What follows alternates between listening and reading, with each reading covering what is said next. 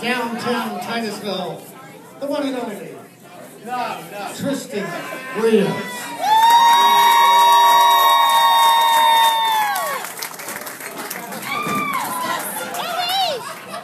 They actually have brought a stool up here for me, right? But I don't know if I'm going to use it. No, I don't think so.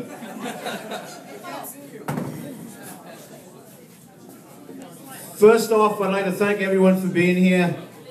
For those of you that don't know me, my name's Tristan Williams. But first off, let's give a big hand for RG and Lewis, right? Okay.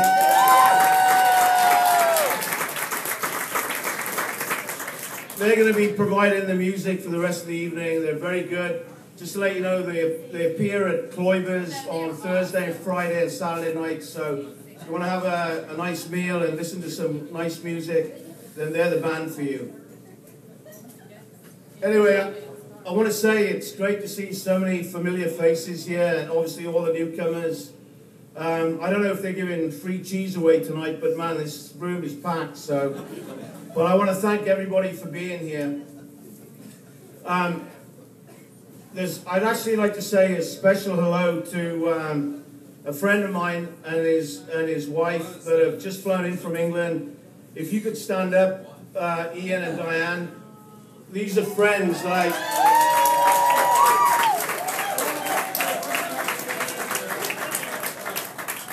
These are good friends of mine from England, and I actually haven't seen Ian in 30 years because he's just been released on parole. And he was incarcerated for tearing the tag off his mattress.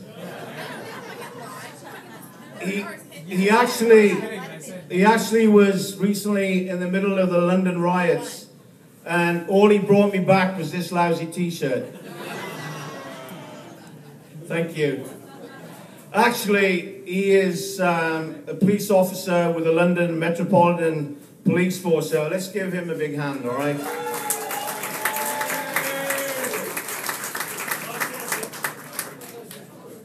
Speaking in front of a large group of people like this takes a lot of courage, and especially when you got bar staff like that.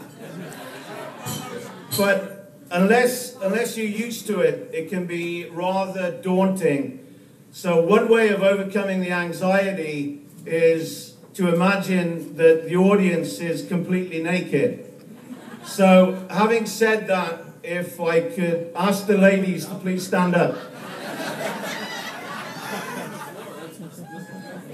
Thank you, both of you, thank you.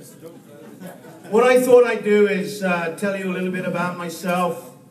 I actually am from a mixed race. My mother ran the 200 meters and my father ran the 400. It was actually a mixed marriage because my mother was Amish and my father was an Elvis impersonator.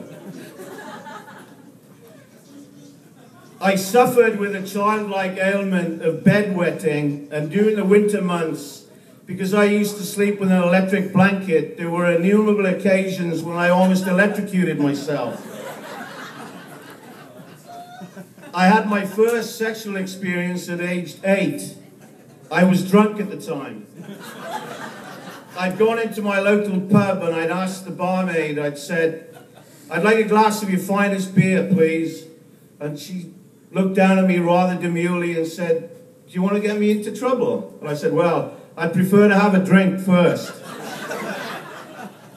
I then dated a girl, a one-legged girl. Her name was Cassidy. You've guessed it. Everybody called her Hopalong. She was quite the character because she had a very interesting left eye. I say it was interesting because the right one kept on looking at it.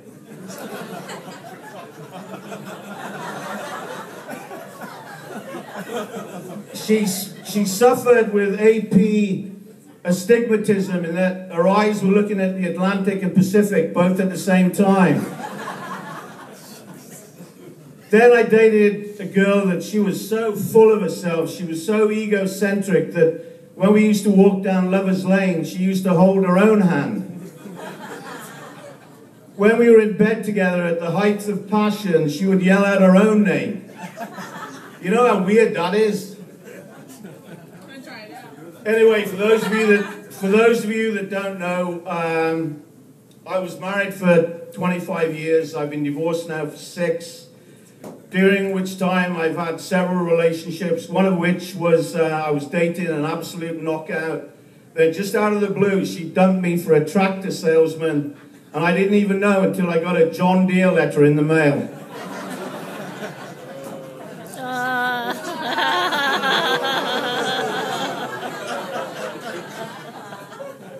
But I want to let you know, right, I'm in an absolutely dynamite relationship right now, and the young lady is right here.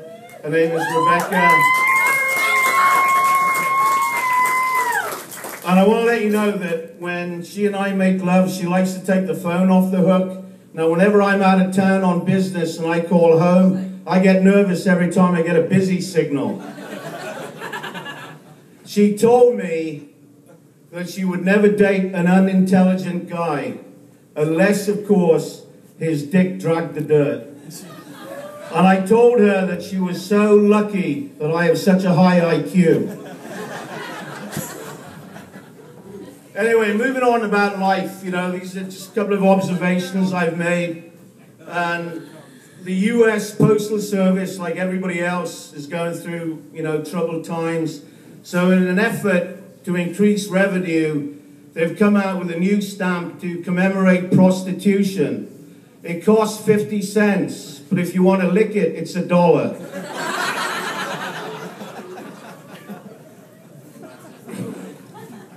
Hey, that's a good one, isn't it? That's a good one. What do you want to stick it? In my neighborhood, a family of flamingos have put plastic Italians around their yard.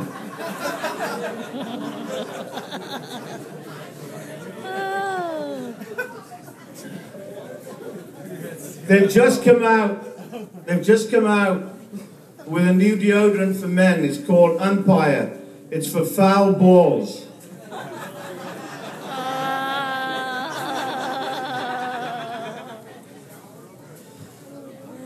Do we have any Miami Dolphins fans in the room?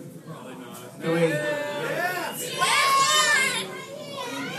Okay, well, I just want to let you know, rumor has it that the Miami Dolphins are going to change their team name to the Miami Tampons because they're going through a bad period.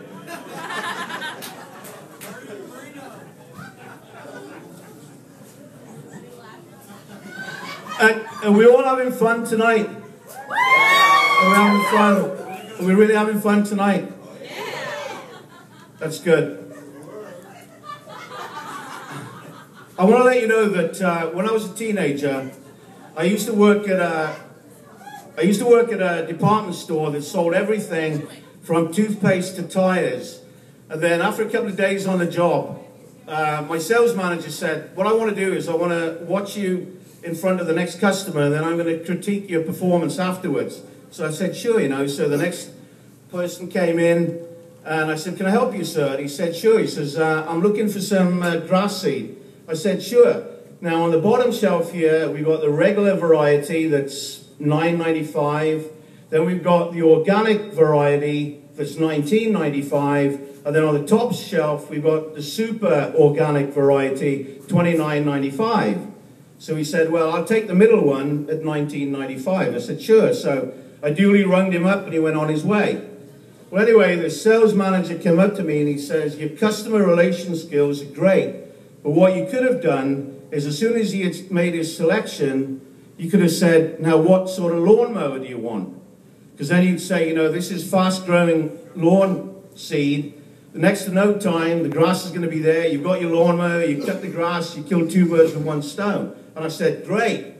Listen to the next one. So the next customer comes in, and I said, can I help you, sir? And he said, sure. I'm here for some tampons. I said, okay, now on the bottom shelf, we just got the regular variety that are $9.95. On the middle shelf, we got the more absorbent, that's $19.95.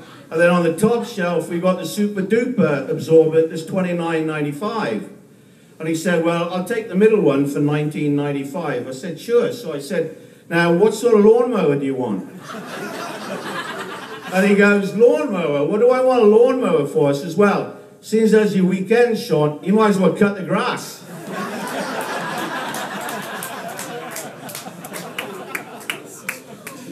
I want to let you know that I was in an automobile accident, but my mother would have been proud of me because I was wearing clean underwear. And while I was waiting for the Florida Highway Patrol, I ordered a pizza. And this is an indictment upon the society in which we live, because the pizza arrived before the police did. Cha-ching, yeah. Thank you. Thank you. Let me tell you another thing too, right? This is a great play to, you know, to play in your friends, a prank, or maybe someone you don't like. But you have to have a phone that can block the call so they don't know who it is. And then what you do is you call the person up, and then you ask for a different name, and you go, is Timothy Charles there? And then, of course, they said, no, you got the wrong number, and then they put the phone down. So then 10 minutes later, you call them back and you disguise your voice, and you go, is Timothy Charles there? And they go, no, you got the wrong number. And then you do it again, is Timothy Charles there? No, you got the wrong number. And he gets really irate. Now, you do this throughout the whole evening. The whole evening. And then right at the end of the night, you go, hey, this is Timothy Charles here. Are there any messages?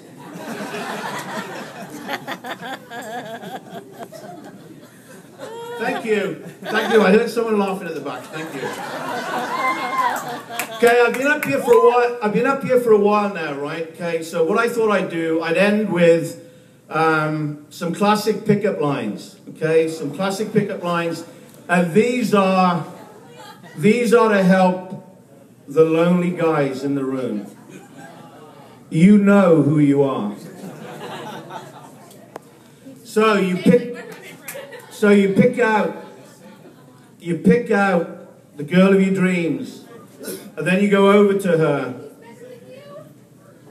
and then you say to her, would it be all right if I asked you a personal question?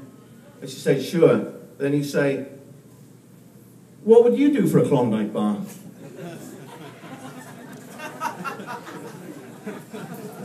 That would never work. Okay, there's another one. Are you Irish? Because my penis is Dublin. Oh my gosh! I'm dying. I'm dying. My name is Mr. Wright. I hear you've been looking for me. My friend over there said I wouldn't be able to strike up a conversation with the prettiest girl in the room, and I was hoping you could help me prove him wrong. That's smooth, isn't it? That's smooth.